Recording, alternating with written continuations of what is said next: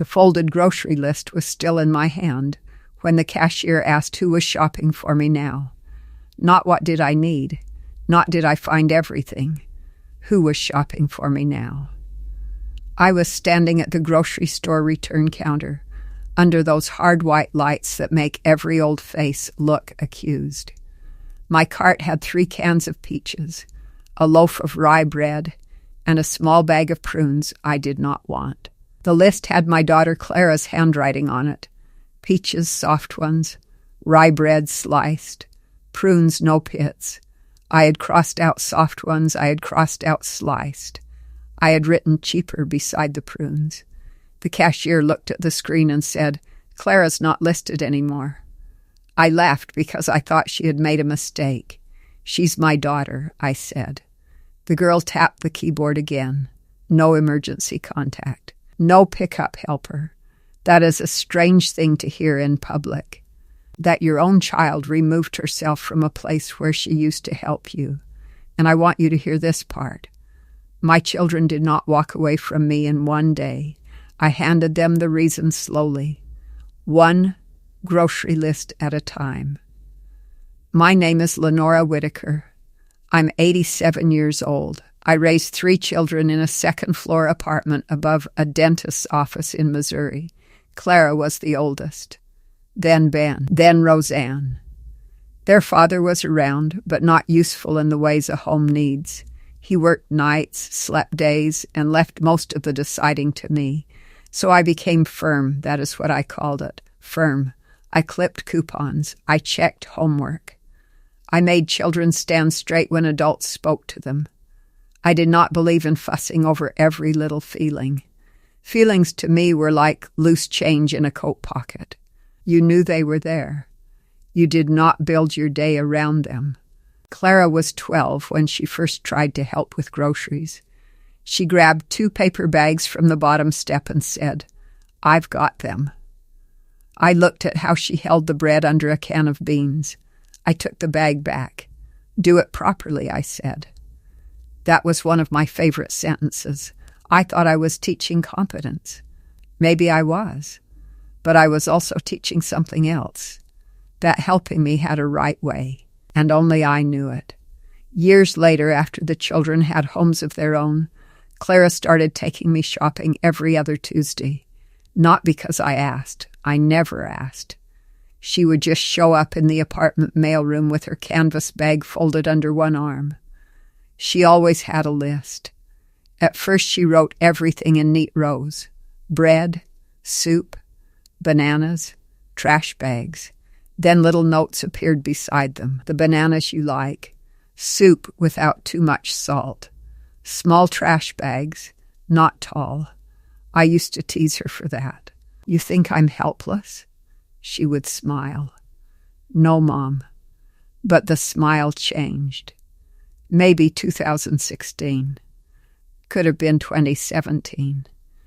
Around then, she started handing me the list without looking proud of it, like she was passing over a form at a government window.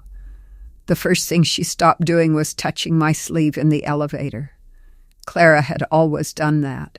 Just 2 fingers on my coat, like she was making sure I was steady without embarrassing me. One morning, the elevator jerked between floors. I reached for the rail.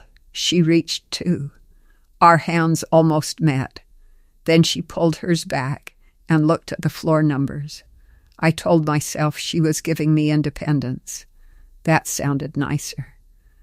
Ben stopped carrying bags up to my door. He would set them on the rolling cart in the lobby and say they were easier that way. Roseanne stopped asking what I wanted for Sunday supper.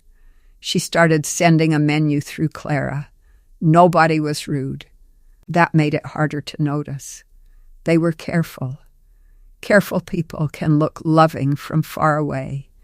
Up close, carefulness has no warmth in it.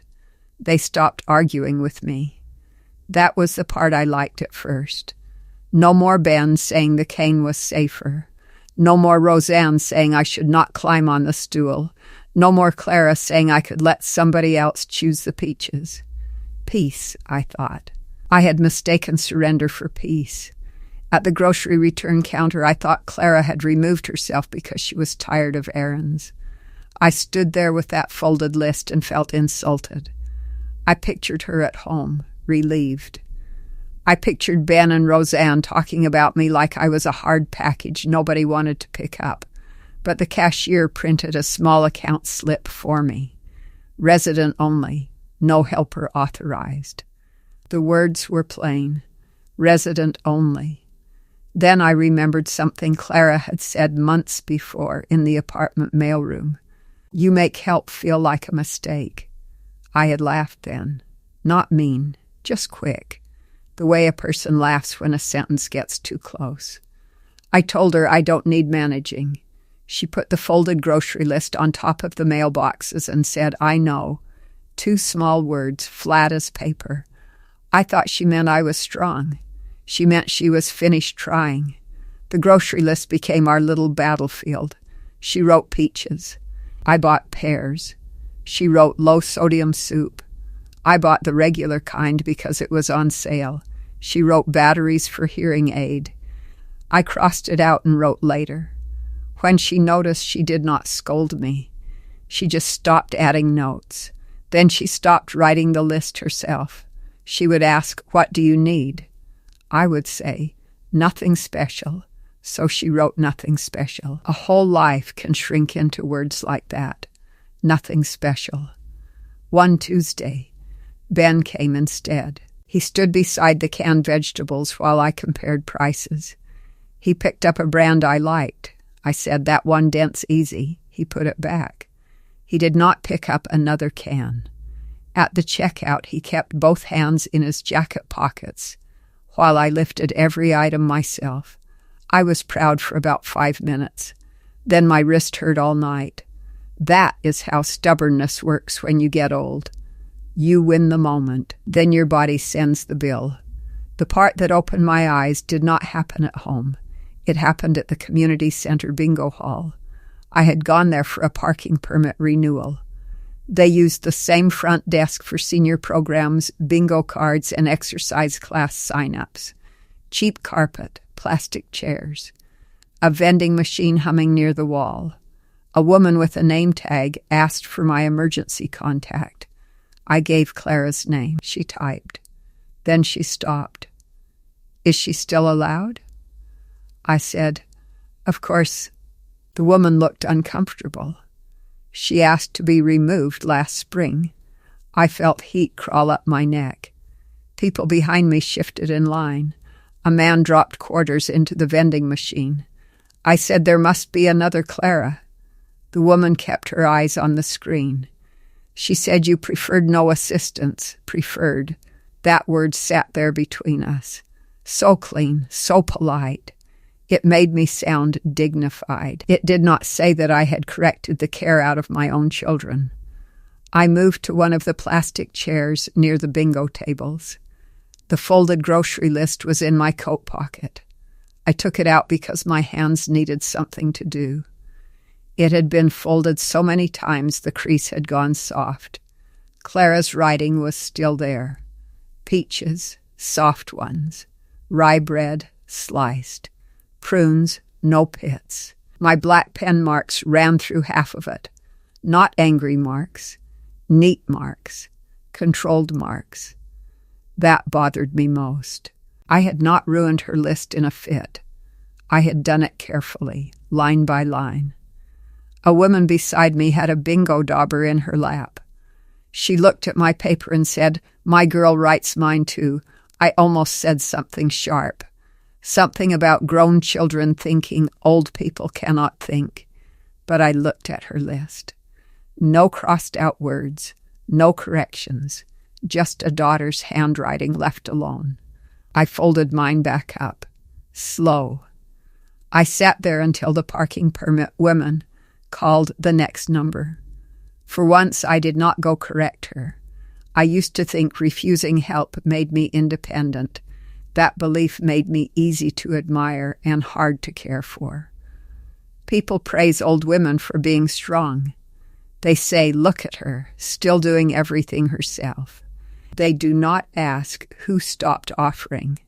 because every offer came back bruised.